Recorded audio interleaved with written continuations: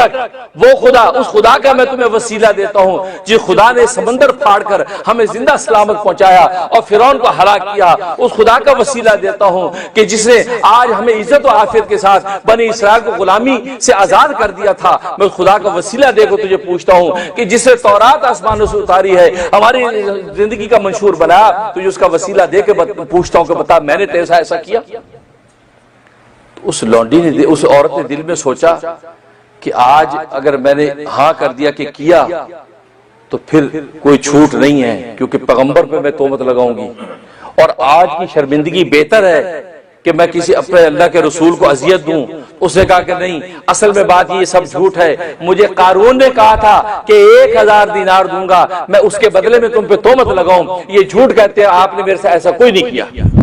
اللہ اکبر، بس یہ کہنا تھا۔ حضرت موسیٰ علیہ السلام سجدے میں گر گئے، زاروں قطار رونے لگے، سجدے میں گر گئے، اے رب ذوالجلال، اے رب ذوالجلال، یہ دیکھ، یہ قارون نے دیکھ آج میرے ساتھ کیا کیا ہے، اگر میں تیرا رسول ہوں، اگر میں تیرا رسول ہوں تو اس قارون کے اوپر میری وجہ سے اس کے اوپر غضب نازل کر۔ یہ بات کہی، جیسے یہ بات کہی اللہ کی وحی آ گئی، اے موسیٰ اس زمین کو میں نے تیرے قبضے میں دے دیا ہے، اس زمین کو آج تو جو حکم دے گا یہ زمین تیری اطاعت کرے گی۔ حضرت موسیٰ نے سر اٹھایا اور زمین سے کہا زمین اس قارون کو پکڑ لے، اس قارون کو پکڑ لے۔ روایات میں آتا ہے کہ زمین نے ان کو گھٹنوں تک پکڑ لیا۔ اس سے پہلے حضرت موسیٰ نے کہا اے قارون کے ساتھ جو لوگ کھڑے ہیں، اگر جو اس کے ساتھ جانا چاہتے اس کے ساتھ رہیں، جو میرے ساتھ آنے چاہتے میرے ساتھ آ جائیں۔ لکھا کہ 2 آدمی قارون کے ساتھ کھڑے رہے، باقی سارے کے سارے موسیٰ کے ساتھ آ گئے۔ اب اللہ کے اس رسول نے کہا اے زمین پکڑ لے اس کو، ان کو گھٹنوں تک پکڑ لیا، وہ آہوزاری کرنے لگے۔ پھر آپ نے فرمایا زمین کو کہا پکڑ لے ان کو، اسے پہلے ٹخنوں تک پکڑا، پھر گھٹنے تک پکڑ لیا، پھر اللہ کے نبی نے کہا کہ پکڑ لے ان کو گرد سینوں تک پکڑ لیا، پھر فرمایا کہ پکڑ لے ان کو گردنوں تک پکڑ لیا، یہاں تک وہ آہوزاری کرتے رہے۔ روایات میں آتا ہے کہ 70 مرتبہ قارون اپنے صلہ رحمی رشتہ داری کے حوالے دیتا رہا، آہوزاری کرتا رہا، روتا رہا، معاف کر دے، آئندہ میں نہیں کروں گا۔ لیکن موسیٰ علیہ السلام اتنے غضبناک تھے، اس کی کوئی بات سننے کے تیار نہیں تھے، یہاں تک کہ آپ نے فرمایا زمین کو کہا اس کو نگل جا، زمین نے اس کو نگل لیا اور زمین اوپر سے بند ہو گئی، زمین بند ہو گئی۔ اور حدیث میں آتا ہے کہ وہ زمین کے نیچے غرق ہوتا چلا جا رہا ہے، روزانہ ایک آدمی کے قد کے برابر وہ زمین میں دھستا ہے، ایک آدمی کے قد کے برابر زمین میں دھستا ہے، یہاں تک کہ دھستا چلا جائے گا۔ فرمایا کہ زمین اتنی گہری ہے اللہ کی کہ قیامت آنے سے پہلے وہ زمین کی تہ تک نہیں پہنچے گا، یہاں تک کہ قیامت آ جائے گی اور اللہ کے سامنے وہ مجرم بن کے پیش ہوگا۔ جب یہ بات ہوئی، اب دیکھو رب کریم کی رحمت، اللہ تبارک و تعالی فرمایا اے موسیٰ اس قارون نے تجھے 70 مرتبہ پکارا، 70 مرتبہ تجھے فریاد کی، 70 مرتبہ تجھے کہا کہ مجھے معاف کر دے، مجھے معاف کر دے۔ قسم ہے میری عزت و جلال کی، میری عزت و جلال کی قسم، میری ذات کی قسم ہے، اگر قارون ایک مرتبہ مجھے پکار لیتا تو میں اسی وقت اس کی مدد کر دیتا، لیکن اسے 70 مرتبہ تجھے پکارا، مجھے نہیں پکارا۔ ظاہر انسان، کمزور انسان سامنے والے ظالم کو پکارتا ہے معاف کر دو، معاف کر دو، لیکن اس سے یہ بات سمجھ میں آ گئی، اگر کبھی ظالم کا ہاتھ پڑے مظلوم پر، مظلوم اس ظالم سے فریاد کر رہے ہیں نا میرے چھوٹے چھوٹے بچے مجھے معاف نہیں، اس کے بجائے خدا کو پکارو، خدا کو پکارو، خدا پھر کیسے مدد کرے گا، اس ظالم کو تہس نہس کر دے گا، فنا کر دے گا۔ لیکن آج بندہ کمزور ہے، بندہ سامنے والے کو پکارتا رہتا ہے بھائی مجھے معاف کر دے، بھائی میرے چھوٹے بچے، بھائی میرے بچے یتیم ہے، بھائی نہ بس کر، ایسے کرتا رہتا ہے۔ لیکن اس اللہ کی اس منشا نے بتا دیا کہ ایسے موقع پہ تم مجھے پکارو، جب مجھے پکارو گے تو فرمایا کہ بس میں مدد کے لیے پہنچ جاؤں گا۔ کہا کہ موسیٰ تیرا دل بڑا سخت ہے، تو یہ 70 مرتبہ قارون پکارتا رہا، تو نے اس کی پکار کو سنا نہیں، میرے عزت و جلال کی قسم ہے اگر ایک مرتبہ قارون مجھے پکار لیتا تو میں اس کی مدد نصرت کر کے اس کو آزاد کر دیتا۔ اور اس کے بعد کیا کہا کہ موسیٰ آج کے بعد میں نے طے کر لیا ہے اب میں زمین کو کسی دوسرے کے قبضے میں کبھی نہیں دوں گا، کیونکہ میں نے مخلوق کے قبضے میں زمین دی، لیکن مخلوق کا ظرف وہ نہیں ہوتا جو خالق کا ہے۔ میں تیرے قبضے میں زمین دی، وہ آہوزاری کرتا رہا لیکن تو نے اس کو معاف نہیں کیا۔ دیکھو رب کریم کی رحمانیت دیکھو، وہ پھر بھی اس کو معاف کرنے کے لیے تیار ہے۔ تو دیکھو یہ قارون تھا جس کے مال نے اس کو تکبر میں ایسا مبتلا کیا ہے، ایسا مبتلا کیا کہ پیغمبر کے سامنے مقابلے میں کھڑا ہو گیا اور اللہ تبارک و تعالیٰ کی بغاوت کے لیے تیار ہو گیا، اللہ تبارک و تعالیٰ اس کو زمین میں دفن کر دیا۔ اب جب یہ نظارہ ہوا تو بنی اسرائیل آپس میں کیا باتیں کرنے لگے کہ اوہو دیکھا موسیٰ نے اس کا مال ہتھیانے کے لیے، اس کے خزانے ہتھیانے کے لیے اس کو زمین میں غرق کر دیا، کیونکہ بنی اسرائیل بھی تو بڑے ٹیڑے ہیں، جگہ جگہ پیغمبر کو تنگ کر رہے ہیں۔ اب جب موسیٰ علیہ السلام کو یہ بات پہنچی تو فوراً رب ذوالجلال سے دعا کیا، رب ذوالجلال آج یہ مجھ پر یہ تہمت لگا رہے ہیں کہ میں نے اس کو اس لیے غرق کیا ہے تاکہ اس کے خزانے میں ہتھیا لوں، یا اللہ مجھے اس کے خزانوں کی بھی ضرورت نہیں، اس کے خزانے بھی اس کے ساتھ زمین میں دفن کر دے۔ اس لیے اللہ تبارک و تعالیٰ اس کے خزانے میں زمین میں دفن کر دے۔ اس میں قرآن نے کہا ہم نے قارون کو اور اس کے خزانوں کو زمین کے اندر دفن کر دیا ہے تاکہ موسیٰ علیہ السلام پر یہ تہمت نہ لگے۔ تو آج اس کے خزانے، یہ وہ خزانہ ہے قارون کا جس کی تلاش آج ساری مغربی دنیا کر رہی ہے۔ مصر کے اندر بڑی بڑی ٹیمیں اس پہ کام کرتی ہیں، قارون کا خزانہ کہاں ہے، قارون کا خزانہ کہاں ہے، لیکن لوگ قارون کے خزانے کی تلاش میں ہیں، لیکن وہ خزانے عطا کرنے والے کی تلاش میں نہیں ہیں۔ اس رب کو ڈھونڈ لو جس رب نے سارے خزانے پیدا کیے ہیں، جس نے زمین کی وسعتیں پیدا کی ہیں، جس زمین کے ظرف پیدا کیے ہیں، اس خدا کے سامنے سجدہ کر اس کو پالو، سارے کے سارے خزانے تمہارے قدموں میں آ جائیں گے۔ اللہ سے دعا ہے کہ اللہ تبارک و تعالیٰ مال کے تکبر سے محفوظ فرمائے۔ یہی مال ہے، مال خیر کے اندر خرچ ہوگا تو یہ مال آپ کو جنت کے دروازے تک پہنچا دے گا۔ اللہ تبارک و تعالیٰ عمل کرنے کی توفیق عطا فرمائے۔ وآخر دعوانا الحمدللہ رب العالمین۔ آپ جو دوڑنے والے جراثیم دیکھ لیتے ہیں، حالانکہ بظاہر پانی میں جراثیم نظر نہیں آتے، تو وہ اللہ جو ہے وہ کشف کی آنکھ سے جو ہے وہ گناہ دکھا نہیں سکتا پانی میں، ٹھیک ہے نا۔ اور باقی یہ بات کہنا تو موزی کا خیز ہے کہ امام اعظم ابو حنیفہ آ جائیں تو انجینئر کا فارمولہ نہیں پڑھ سکتے، تو میں یہ کہتا ہوں کہ اگر جو آئنسٹائن آ جائے تو قرآن کی ایک آیت تلاوت نہیں کر سکتا، ایک حدیث کی تلاوت نہیں کر سکتا، تو اس کا مطلب آئنسٹائن کی جو سائنسی تحقیقات جو چیلنج ہوگی اس کی تحقیقات کا آپ انکار کر دیں گے، اس لیے کہ فیلڈ اپنی اپنی ہے۔ امام اعظم ابو حنیفہ کی فیلڈ علم و معرفت ہے، وہ علم و معرفت کا شاہ سوار ہے۔ آئنسٹائن کی اپنی فیلڈ ہے سائنسی تحقیقات، وہ اس کی فیلڈ ہے، اور اپنی اپنی فیلڈ کے اندر جو ماہر ہوتا ہے اس کی مہارت کو ماننا پڑتا ہے، ٹھیک ہے نا۔ اور اسی طریقے سے اور پھر اللہ کا ستارہ عیوب ہونے کا مطلب یہی ہے کہ جو وہ نام نیا اسکالر سمجھ رہا ہے تو پھر چور کو چوری پر ہاتھ کیوں کاٹا جاتا ہے، زانی زنا کے سنسار کیوں ہوتا ہے، قاتل کیوں پکڑا جاتا ہے، تو اللہ نے سب کے پردے کیوں نہیں رکھے، زانی زنا کرتا کیوں پکڑا گیا، وہ اللہ نے پردہ اٹھایا تو پکڑا گیا نا، چور چوری کی سے پکڑا گیا، اس کا اللہ نے پردہ اٹھایا تو پکڑا گیا، اور تہمت لگانے والے جس تہمت لگاتا اللہ نے اس کو واشکاف کیا تو پکڑا گیا، تو اللہ نے پردے کیوں اٹھا دیے، تو پھر تو یہ حدود قصاص کا سارا نظام درم برم ہو جائے گا۔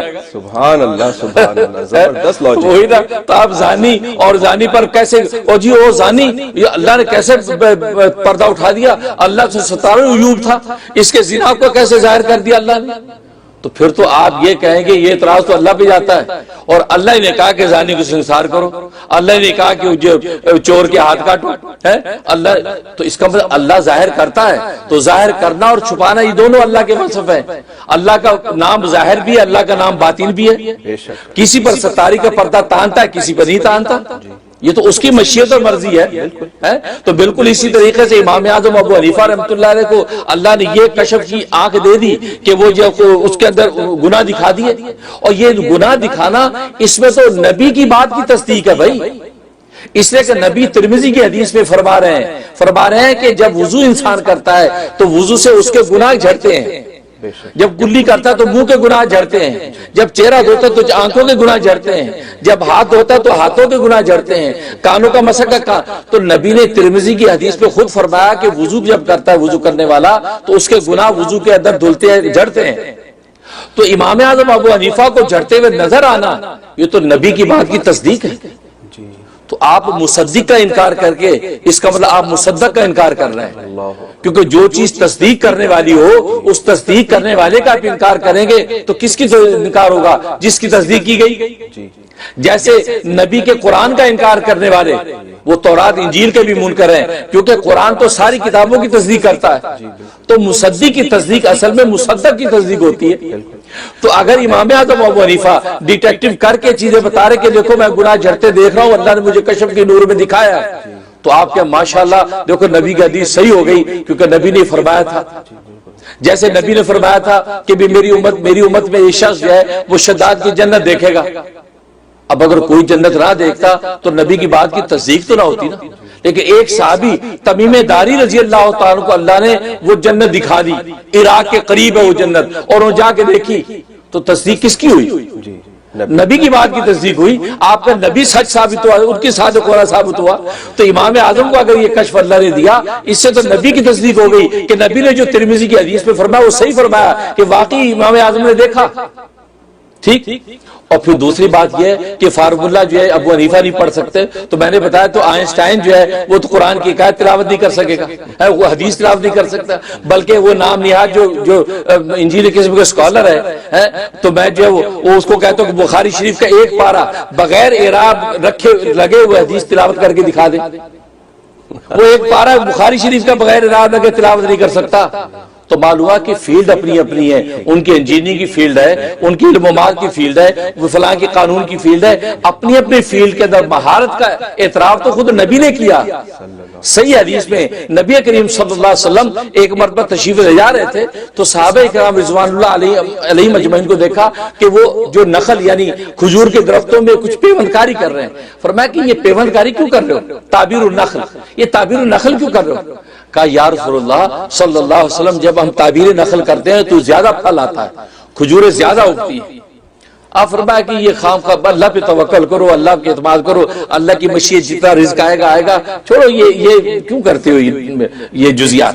آپ نے یہ فرمایا تو صحابہ نے یہ کہا کہ نبی نے پسند نہیں کیا، چھوڑ دیا، تو تعبیر نخل نہیں کی، اس سال کھجوریں کم ہوئی۔ تو نبی کریم صلی اللہ علیہ وسلم پوچھا کیا ہوا، کھجوریں کم کیوں ہوئی؟ کہ یا رسول اللہ صلی اللہ علیہ وسلم ہم ہمیشہ تعبیر نخل کرتے ہیں، اس طرح پیوند کاری کی نہیں کیونکہ آپ نے منع فرما دیا تو اس لیے ہمارا پھل کم ہوا، ورنہ پھل اس سے زیادہ ہوتا۔ اس پر نبی نے کیا فرمایا کہ انتم عالم بامور دنیاکم، فرمایا کہ تم دنیا کی امور مجھ سے زیادہ جانتے ہو، لہذا دنیا کے معاملات جیسے جانتے ویسے کیا کرو۔ اللہ اکبر۔ تو نبی نے ان کی مہارت کو مان لیا کہ یہ زراعت کرنے والے، یہ کاشتکار صحابہ یہ اس فیلڈ کے ماہر ہیں، لہذا وہ جانتے تعبیر نخل کرنے سے پھل کیسے بڑھتا ہے۔ میری فیلڈ تو دین اور وحی ہے، میری وہ فیلڈ نہیں ہے۔ آپ خود انتم عالم بامور، عالم کا لفظ استعمال فرمایا کہ تم دنیا کے معاملوں کو زیادہ جانتے ہو، لہذا تعبیر نخل کی اجازت دے دی، صحابہ نے تعبیر نخل کیا، پھل زیادہ ہوا۔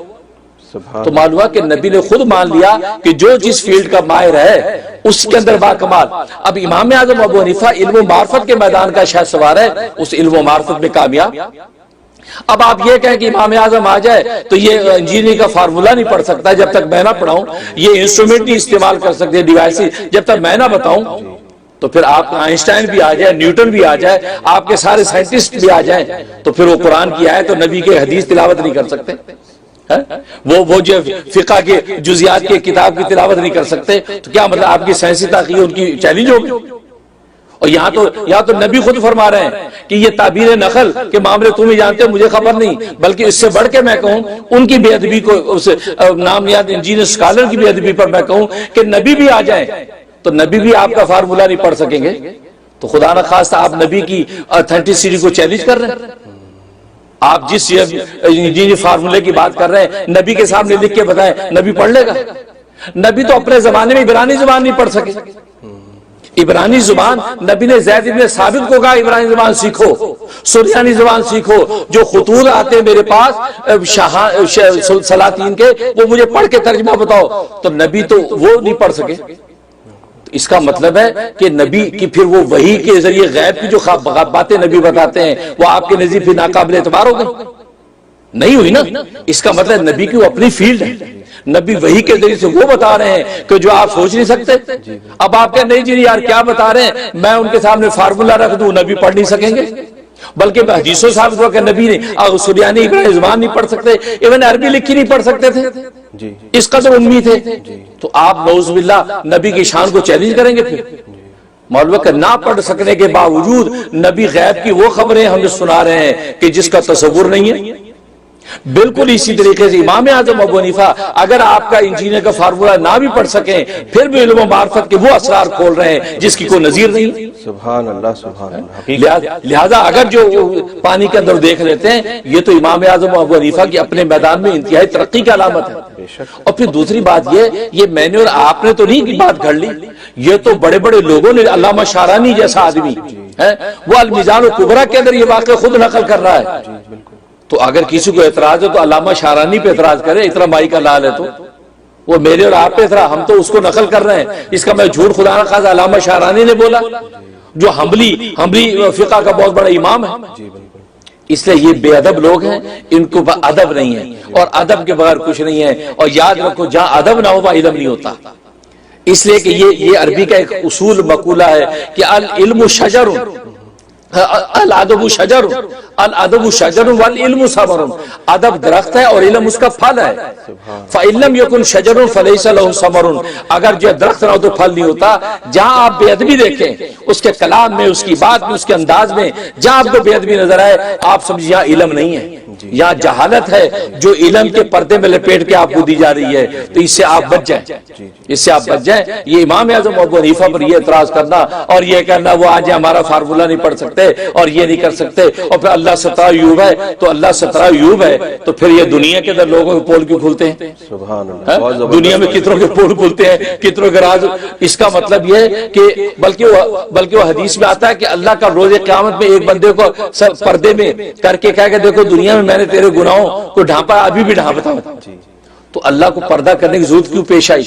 اس کا مطلب اللہ کسی کو پردہ دیتا ہے, کسی کو نہیں دیتا. تو مجھے اور آپ کی طرف سے گناہوں پہ پردہ دے دیا, ہمیں نہیں پتا چل رہا وضو میں کیا گناہ گر رہے ہیں, امام اعظم پر کھول دیا تاکہ اپنے نبی کی تصدیق ہو جائے. اور یہ بڑی نکتے کی بات علماء نے لکھی ہے, یہ پلے باندھیں کہ امت محمدیہ میں اولیاء کاملین کی کرامات, ان کی کشوف, ان کے الہامات جو ہیں یہ اصل میں سب نبی کی معجزات کی تصدیق ہوتی ہے.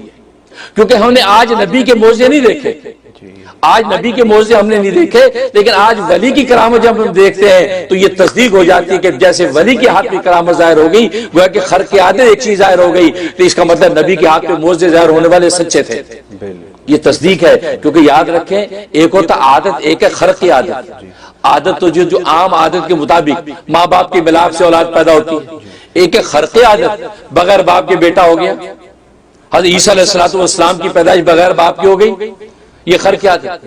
اور یہ تو اللہ کی مشیت ہے. دیکھو مریم علیہ السلام کو اللہ نے بغیر باپ کے بیٹا دے دیا, بیٹا. اور عائشہ صدیقہ رضی اللہ تعالیٰ جو ام المومنین اور جس کا شوہر کون ہے؟ نبی کریم افضل الانبیاء, وہ ان کا نبی شوہر ہے جو ہر اعتبار سے کامل و مکمل. ان کے ملاپ کے ساتھ ایک بیٹی بھی نہیں ہوئی. اس کا آپ کیا جواب دیں گے؟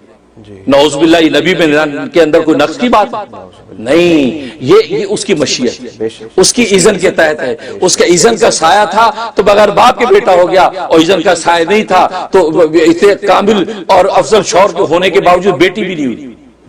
اس کا مطلب یہ ہوا کہ یہ خرق عادت جو چیز ہوتی ہے یہ اللہ تبارک و تعالی جو ظاہر کرتے ہیں یہ اصل میں نبیوں کے جو معجزات ہیں ان کی تصدیقیں ہوتی ہیں.